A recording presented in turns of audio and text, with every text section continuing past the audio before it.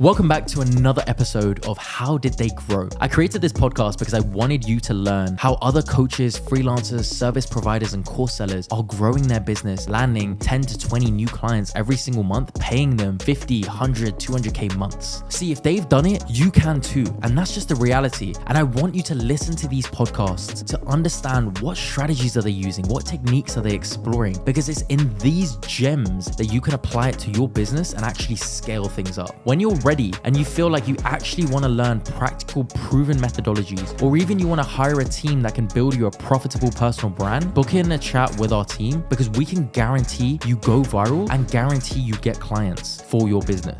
And welcome to the show, guys. This is the How Did They Grow podcast. And today we have on Ula Hartman. Ula, tell us a little bit about yourself. Yes, sir. Yes, sir. What's going on, guys? I'm Ula Hartman. Some people, because my name's spelled like Ole, call me Ole.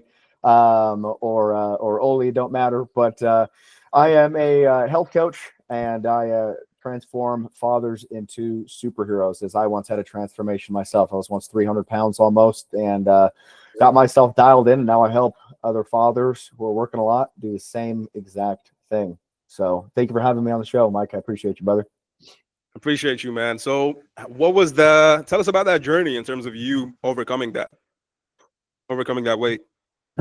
Yeah, man. Well, for me, like I used to be, like when I was in high school, I was in shape, right? Worked out and got myself in shape, was fine. And then I've been with my wife since we were 15 years old, right? So high school sweethearts. And 2 years into our relationship, so when we were 17 years old, we had our son, right? So we started very early. And when you become a parent very early, you start realizing like, oh, wow, I actually have to go out and make something of myself and provide for this like thing I'm bringing into this world now, So brought my son into this world at 17 years old and graduated high school and started working my ass off. And with that, started working a ton of hours and just trying to provide for my family. And long story short, let myself go. And in the process of letting myself go, ballooned all the way up to 296 pounds was the highest I ever stepped on the scale at. I probably hit a little higher and was scared to hop on that scale and see it for myself. But, after I let myself go and ballooned up to that point, I was having a lot of health issues and went to the doctor, and the doctor had to do some blood work and a sleep test, and got the results from all that stuff and called me in and was like, dude, if you keep doing what you're doing, you're gonna have a stroke before you're 30 years old. Like, this is like, you're bad and this isn't a joke. And took it pretty seriously because my grandmother had passed away really young at like 45 from cancer. So I was like, well, crap, doctor's telling me I got to fix my health issues. I got a family, so I'm going to do that. And had some struggles along the way and yo-yoed a few times, and then was able to dial everything in and get myself right and transform myself. And now I help others do the same. I think that's amazing. I can definitely, relate to that story in terms of, you being at that point where you're in shape and you kind of let yourself go in that. You know what I mean? Yeah. Yeah. So getting back is usually harder and where you can be, in your mind, this is what I've reached these levels before. So it's harder in the mind. Yeah. Yeah. Yeah. 100%, man. 100%. Amazing. So I'm curious, when did you start the business?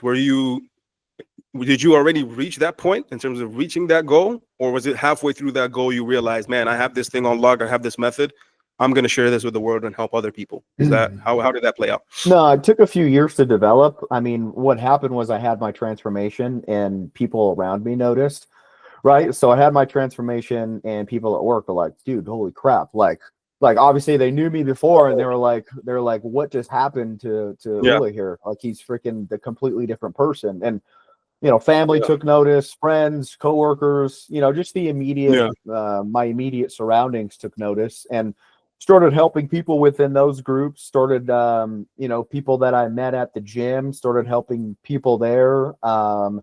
and it kind of snowballed into me creating. I created my online presence, and I didn't even start like talking about the fact that I was a coach. I was just putting content out there.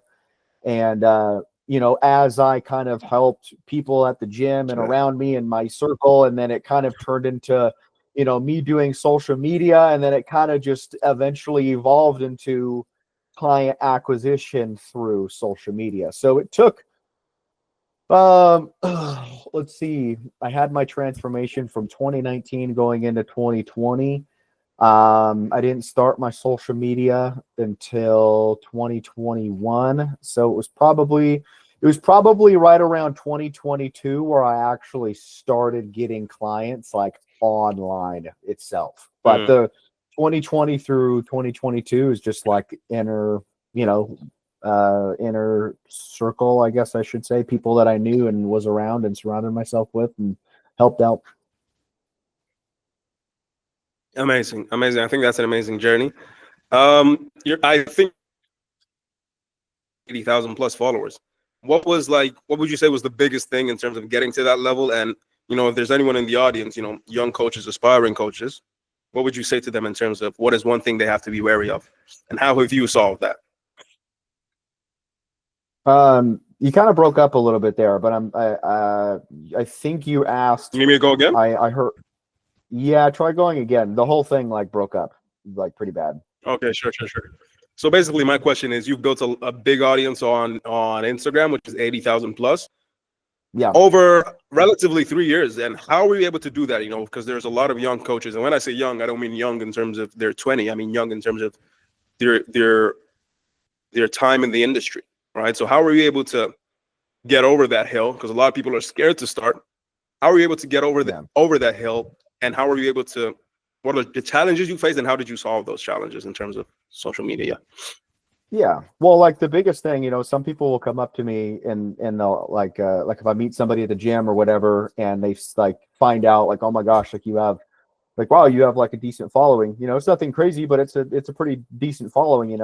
Um, that's something that they'll kind of bring up to me. They'll be like, how did you what did you do? And it's like, look, I just started. Like at the end of the day, like if you want to do something, you have to just start. There's Just no gotta start, yeah. there's no ifs, ands, or buts about it. Like I have some other projects and stuff that I'm working on, and man, it's so crazy because it's like that's a fear that I'm going through now with those projects, and I just keep reminding myself of this whole process. Like, look, I started, and now look what it's turned into. Imagine if I like keep doing this with these new projects. So like these fears that you have, like it's human. It's within our psychology to fear failing, to fear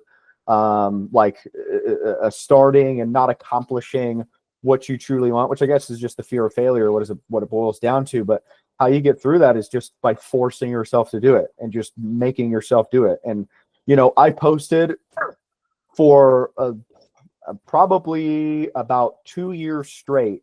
I posted a minimum of one time a day, but there was a point where it was 2-3 times a day.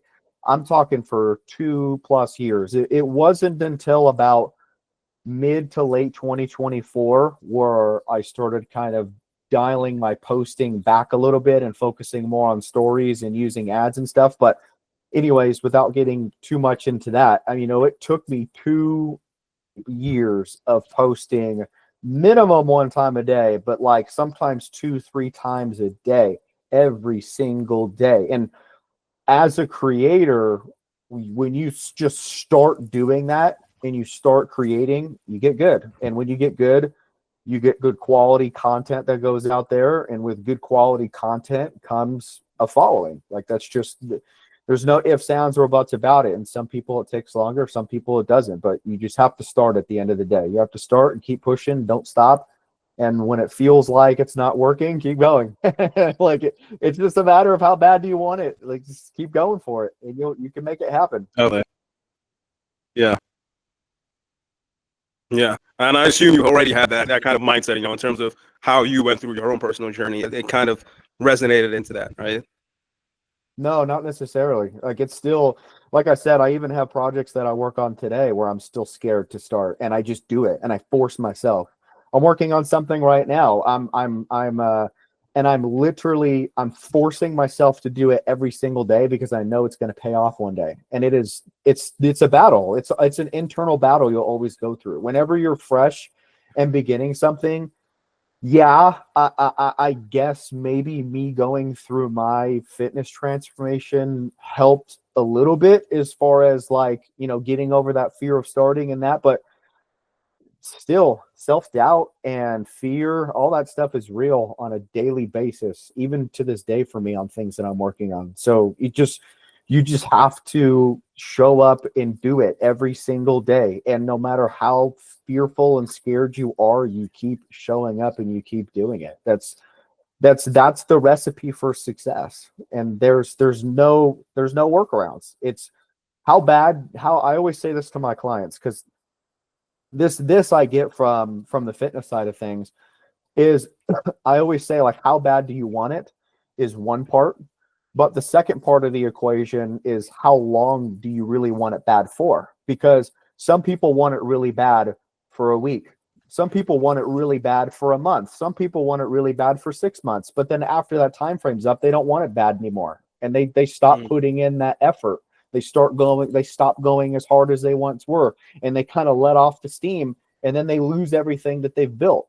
So it's like, how bad do you want this? But how long do you really want it bad for is another part of the equation. And those who succeed for the longest, whether it's a transformation, whether it's in business, whether it's in social media, it's the guys who just want it, and they want it bad, and they want it bad for a long time, and they don't stop no matter how scared and fearful they are. I hope you're enjoying this podcast. I hope you're taking notes. I hope you're learning so much practical wisdom, because that's what I really wanted from this podcast. Now, I just want to quickly say, if you're looking for a team that can actually help you explode and go viral with your personal brand with proven methodologies, I say this because I've been doing this for the past 5 years. We've got a team of 30 people who are ready to go ahead and explode your brand so you can get clients begging to work with you. Have a chat with one of our advisors. You can book in a chat using one of the links around this video, because that chat might just change your life.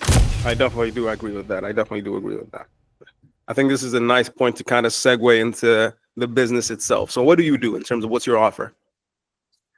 So I am a health coach, and I transform fathers into superheroes. So primarily Amazing. I work with dads who are working 50, 60, 70 plus hours a week, and they let themselves go. And I come in as a health coach who sets them up with a sustainable plan so that I can help them accomplish their goals, fix their health issues, get in shape for their family, feel great, have the energy that they've wanted to give their kids, and give back to their wife, if you know what I'm saying, and get themselves right again, right, and enjoying life. So I come in and really, I always say that the greatest plan in the world is the one that you'll stick to. Sustainability is everything. So I come in and I set them up with a sustainable plan, and we work together to make sure that they can not only get results, but actually keep them as well. Amazing. I think that's amazing. So where would you say, like, you usually find your clients? You do a lot of testimonials, a lot of ads, or is it like you focus on organic? Ads is a big, ads is practically everything for me. Ads and referrals. I've been doing it for a while now, to where I've got a lot of clients, or actively right now I'm working with 123 clients, like actively in the program. Okay. So that's not total I've worked with. That's right now I'm working with 123 guys. So there's a lot of guys in there that are getting great results, and people in their family or friends group are noticing. And so I get referrals from there is a piece of it. Ads is another piece. And then organic is more, there is organic, yes, because organic does help ads if you have a good, strong organic reach. But that's what I love Instagram stories for. Instagram stories are a great organic approach to really build that rapport with the audience on a day-to-day basis. Amazing. So tell me, like, what's your kind of strategy in terms of getting those organic people in? Because what the audience usually are used to hearing on this podcast is like organic. It was like what we say is like organic, the difference between ads and organic. I don't know if you're familiar with these business terms, but like in terms of the funnel, right? The leads stay in the funnel in terms of organic. With ads, they come into the funnel. What I don't know, depending on where they stop, whether they go all the way into the sales call, whether they cut out in that funnel. Regardless of the case, they go out of that funnel if they don't buy. You know, most of the times they go out of that funnel if they don't buy. The thing with organic is when you do it organically, the people stay in the funnel. You know what I mean? Whether the people can come to the sales call and you can they cannot buy, but they're still following you. They're still in your funnel. So you can keep nurturing them with that content. You know what I mean? So that's what the audience are used to hearing on this podcast. So what have you found in terms of that kind of perspective? Yeah, so a couple of things. So I mean, here's the thing, right? Like when it comes to the organic versus the ads, I mean, it's not that I love organic, but my strategy is a little different because I come from a time where when I was posting 1 to 3 times a day and I was banging out posts, dude, I had a couple posts do like 20 million views. Like I got myself to a point where I was getting a lot of views. And then this was probably a year and a half ago. I don't know. The algorithm changed. And all of a sudden, it just wouldn't, literally almost like overnight. And this happened to a lot of guys that I knew, that the views just dropped off like crazy. And it was and it was when Instagram switched to more of a TikTok style. Yeah. The For You page, that's not people that you follow. It's just it's just it's content that the algorithm has believed to be for you. And it's not people that you follow. If I go to my homepage on Instagram right now and I start scrolling through, half of those people I follow, the other half I don't. Half More the than time half. I don't even, and I'm like, I don't even know who this is. Why is it showing me this? And it's because they've adapted this For You style. So when that happened, my views dropped off like crazy. And I was like, holy crap, like now what? And so I went through a phase where I was like, people are following me and now they're not even seeing my content anymore. So what's the point of the follower? The point of the follower, again, that's why I love Instagram stories so much. I post reels, dude, hardly any of my following sees my reels. Instagram stories, I'll get a couple hundred or a couple thousand, depending on how many I do in a day, thousands of people on my stories each day that are my followers. So those are the guys that are being nurtured, and those are the ones that are, so it's important to get somebody to follow you. Yes. But that's why I have my ads set up. I have an ad that is for I give away a free it's a video, right? Breaking down my my process and journey, how I lost my weight. But I also have a few other ads set up where one of them is of my transformation, and that one's just to get people to come to my page and follow me. It actually encourages them to follow me. Then I have another one that's set up that's actually for my coaching. And so I have a couple of different ads that are set up where they get, and I have a few set up for retargeting so that I keep people in this funnel of mine who kind of come in, right? And so obviously I it's ads, so I pay for that. But one of those ads that I run, it gets a significant, probably, I don't know, about maybe 80 to 100 people a day to follow me on it, right? Which that's just from one of those ads, right? And so think 80 to 100 people follow you every single day from an ad who are dads who are out of shape, and you message all of those guys each and every day, and you have conversations with half of them, and then you know how the process works from there. You get down to 2 book a call, 1 shows up, 1 closes. Like it turns into a thing just from that one ad, as far as bringing them into the funnel for more of a follower standpoint. But I nurture my audience through stories. Stories is the way to go, because like I said, my reels don't even get shown to people who follow. It's all non-followers. It's non-followers. So my reels aren't nurturing. My reels are more to people see me and then they want to follow me. And then from there, once they're in, I used my stories to really nurture, and then my Amazing. ads that are set up, then they start getting pumped them because I have the retargeting ads like I have set up. So then it's like once they're in, they're kind of in this funnel that takes place and goes down. That all makes sense. Amazing. That makes a lot of sense. That makes a lot of sense. You know, and what you said is that what you found is like you don't see that from that big algorithm change, you don't see the people who follow you come back. You know, it's like they follow you, and like the only way they get to actually see you is when you post on stories. So you kind of seen that and you double down on that. And I think that's amazing.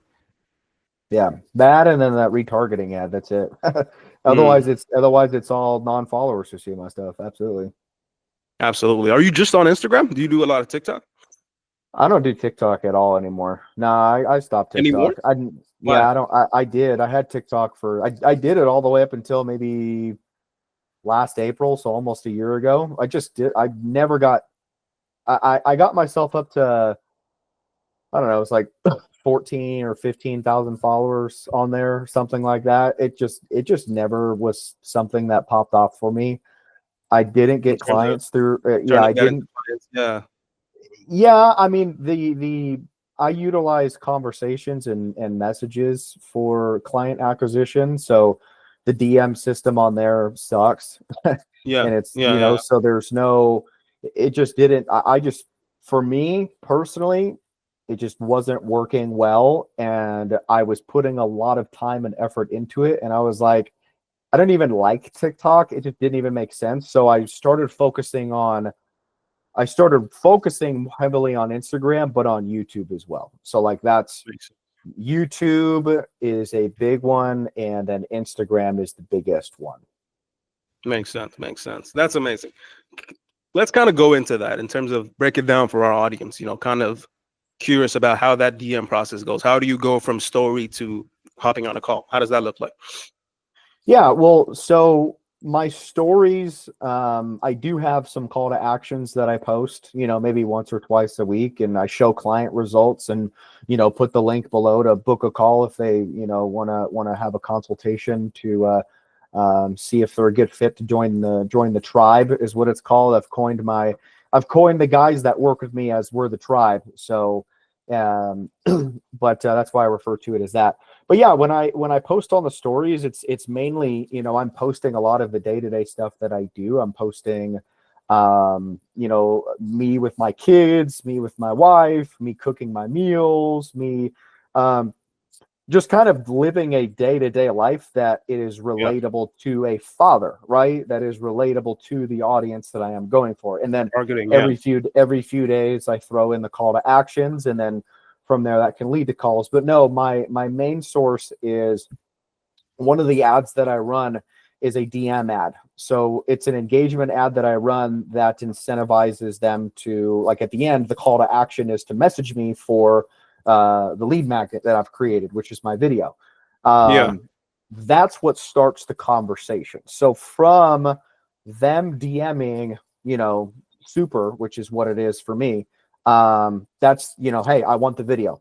Well, I have ManyChat set up, and ManyChat sends over a message to them along with the video link. And, it basically says, like, what's going on? Like, here's the video that you wanted, my brother. It's got a ton of detail to help you out. What's your current goal? Build muscle or lose weight? Boom. I start the conversation. So they have now the link that they were looking for, the lead Yeah. magnet they The lead wanted. magnet. Yeah. And then the conversation is started from there. And then from there, it's all about just seeing if the person's a good fit, asking what their goals are, identifying if we could even help them in the first place. Because if I can't help somebody, I have nothing to sell them. And I always say that to people who are kind of skeptical of things, and they're kind of like, I say, look, I don't even have anything to sell you if I don't even know if I can help you. So like the whole purpose of the conversation is to see if I could even help and if we're a good fit. So through that conversation, it then leads to a booked call. But it's all from those DM ads, man. Those DM ads are solid. I think that's amazing. And that's an amazing strategy. It's just kind of like in my head and probably in some of the viewers' head, because this is what we talk about a lot. It's like our clients, the way we work with them, right? When we work with them, it's like we do a lot of organic. and we do the same kind of DM thing, but their stuff is Yeah. organic, and they get tons of, because the way they do it is like comment on this video. It's not like they don't. It's comment on this video. You comment. ManyChat picks that up and sends it as a DM.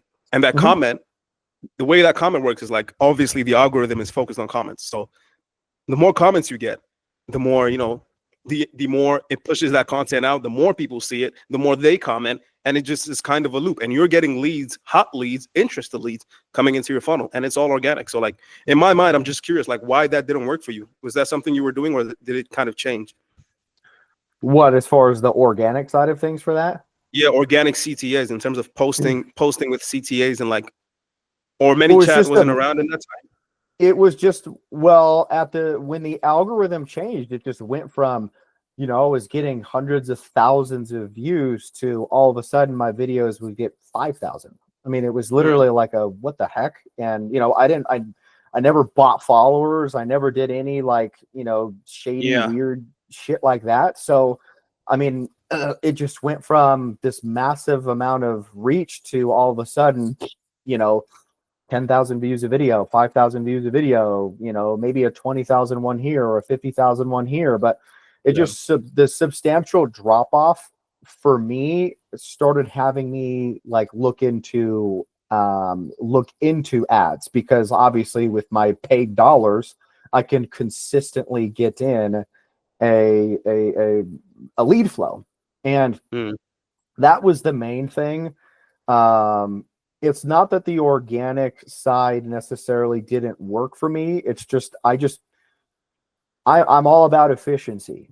If I know that if I post, so all of the ads that I have, I posted them first as an organic post, and I tested them that way. And if they did really well that way, you boost them. Then that's when I was like, that's a good advertisement for me to run. And then I would run it as an ad, and then it would do really well as an ad. So I utilize the organic side of things as like a test. I put it out there organically. It does well. This would do well as an ad. Boom. And then I use Ads Manager. I don't use like the boosted posts stuff, but then I just took that video and I made it into an ad. And then from there, then it was just like, okay, like if I put $100 into this and it prints me $500 back, how many times do I want to do that? It just turned into a more efficient thing. I didn't have to post as much. As far as reels were concerned, I could focus more on stories. I can focus more on like analytically looking at the numbers and the data and seeing where I put my money. This is what I get in return with. And for me, it was just in my opinion, a much better and more efficient route to go than to constantly post reels asking for people to comment and this and this and this and this and this. And like, it just, for me, that's just what worked. And I utilized the stories. That's how I nurture everybody. I think that's amazing. And I think that's a different perspective. And it shows, that different perspectives do work. If it's working for you, you double down on it. You know what I'm saying? Yeah. Yeah. 100%. Because I know a lot of guys who go more of the organic route, and there's nothing wrong with that. I'm a super hyper paranoid person. So, I'm always like every day I'm practically have a panic attack. Not really, but I'm constantly paranoid about, look, we run our business off of social media. I've got 2 kids, a wife, I got bills I got to pay and all these things. And, I have clients to help. And so I'm always just thinking like, man, like, what if Facebook just decides to make a change and I went through that when the algorithm changed and viewership just dropped like crazy. So I'm just like, when's that next change? Like, what is it going to be? Is it going to affect me? And so I'm trying to develop systems for me that I know can be much more consistent with the lead flow that I get, because if you're getting a certain amount of lead flow and you keep track of all your numbers and your data, what you're going to make that much. You have a it's machine. Just a number. It's just a numbers game. Sales is all a numbers game. Okay. If I get 1,000 messages and 500 reply and 250 of those get past the midway point through the conversation, and 150 of those I propose calls, and 50 of those book calls, that's 50 book calls a month, 25 of those say yes and close, then boom, there's 25. Like, it's just that you just, once you have the numbers and the analytics down, It's it's a game. Yeah. it's like it's just playing with the money at that point. It's like, all right, Yeah. what do I want to, How what much? do I want to, how much do I want to spend now on ads? Yeah. Like, that's what Yeah. it comes down to. Definitely, man. And I think it's amazing that you've been able to put that down. To put that down. You know what I mean? Yeah, absolutely. Yeah. So, what is like? How? Tell us more about the business in terms of you. You work with dads who are working 70 hours a week. You said. Tell us one Yeah, of your. 50. Sorry. No, come on, come on. It's your I show, was man. just going to say, yeah, 50, 60, 70 hours a week. Just dads who are working, working to provide for the family, and they've put their health on the back burner. Amazing, amazing. So, what's like? Do you have like a success story that you have at the back of your mind that keeps that you just love, like one of your clients that you worked with, and like want to share that with the audience, and like how that has it been able to boost you in terms of your Yeah, I got a lot of those. anyone particular that stands out? Yeah, probably my client Clark. Clark. Yeah, probably my client Clark. And the reason why Clark stands out to me the most is because first and foremost, I became really freaking good friends with Clark through the whole coaching process. Like, he's now like, Yeah. he's a friend of mine. I love the dude. Like, we're connected Yeah. forever, like he's lost over, about 100 pounds working with me. He started off at like 320, and, he's gotten all the way down to 220. So, he's gone through a 100-pound weight loss transformation while weightlifting and building muscle. So, just the physical side of things I've been able to see him go through is crazy, but more, as far as why he stands out is because if you were to take a look at him and you were to judge, you'd look at that guy and you'd be like, man, I don't know. Like, it's one of those ones where you're like, man, I don't know if he is. Like, is he going to succeed with it? He's 55 years old, works like crazy, and is always stressed out. And it's just like, man, like, getting up there by close to 60 and lost weight and gained weight, a bunch before. And so you just start, when Questioning you yourself. judge him, when you judge him, right? Which I know we say don't judge, but people judge. We always judge. That's what We judge by do. what we see. Yeah. We judge. And when you see him, it's like, man, I don't know. But then, He holy beat crap, the odds. the guy freaking just listened to what I said, stuck to it, worked his ass off, showed up every day, didn't, even when he didn't feel like it, even when he was fearful, like we talked about earlier, and had self-doubts, he just showed up every freaking day and put in the work, and literally lost 100 pounds within 9 months.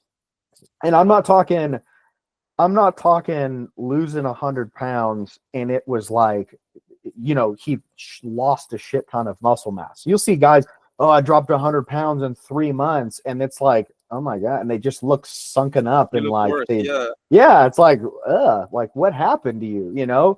Like, you look like they got, he turned into a superhero. Yeah, like, he legitimately transformed. He's got biceps. He's freaking just, I mean, truthfully built probably 20 freaking pounds of, maybe 15, 20 pounds of muscle in the process, while losing 100 pounds of body weight. So probably lost 115. If I had to put a number to it, we never got like a scan or anything. So it's not like I know for sure, but probably freaking gained a solid, 10 to 15 real pounds of lean muscle mass, and lost probably 110, 115 pounds of fat and just water that he was holding on to. So to see him do that at 55 years old, and to have seen just the mental shift that he went through and the transformation he had there and just who he became on the other side of that transformation. Yeah. There's a lot of examples that I have of guys who have done that. Like this other guy, Michael, comes to mind. This other guy, Frank, comes to mind. There's a lot of guys I've worked with over the years that have just had crazy transformations. But Clark just had all the odds stacked against him. Yeah. And that was why he came to my mind first. Everything was stacked against this guy, and the way he just looked, how old he was, I'm looking at him right now everything. on your Instagram. I can see him right now, and it's amazing. Yeah, he had all the odds stacked against him, and didn't even have a gym. He had a pair of dumbbells and a bench in his living room. He just freaking did the work, man, and crushed it. So that's the guy who probably stands out the most to me. Amazing. So let's just end on this and say, what are some of your big goals for 2025 in terms of you and your business and your brand? Well, I'm working on, I've got a lot of stuff that I'm working on. As far as the business, I'm always focused on helping people more than I am making money, so to speak. Like, I know obviously the business has to make money, and we do well. We make quite a bit of money, but I always have found that when I focus on helping people, the money takes care of itself. So, the goals for 2025 are, to help as many people as possible, focus on helping as many people as possible, focus on helping people. The money takes care of itself. And, I've got some other projects and stuff like that I'm working on, and, just got to, no matter how the self-doubts, the fear, all that stuff that kicks in, just got to keep on pushing along each and every day. Just show up, put in the work, Because look, even if you read one page a day, in 365 days, you would have read 365 pages, which is, more than likely the whole entire book, right? So it's like, if I can just read one page, so to speak, as far as like take one step, put one foot in front of the other each and every day, I'm going to get to my goals. So definitely. I think that's amazing. Where can the people, go to find out and learn more about what you do? On Instagram, you can follow me at Ole Jordan Hartman. So OLE like Ole, followed by my middle name Jordan and my last name Hartman. That's my Instagram username handle, and then my YouTube is Ula J Hartman. So OLE and then a space J space and then my last name Hartman. So that's where y'all can find me. Amazing. So that's OLE, then Jordan, no space on Instagram, then Hartman, HARTMANN. You can find him there and connect with the man. It's been amazing having you on, Ula, and hopefully we can do this some other time, man. Absolutely. I appreciate you, Mike. Thank you very much, brother. I really hope you enjoyed this podcast. I want you to go away and execute everything there is that you've learned. Now, one thing I will say is if you're in a position where you're ready to actually take things to another level, you want structured, clear guidance, you want a team that can actually help accelerate you, book in a chat with our advisors. Why? We can blow up your personal brand to attract clients begging to work with you. All you got to do is book in a chat with our advisors and we can help make it happen. Sound fair enough?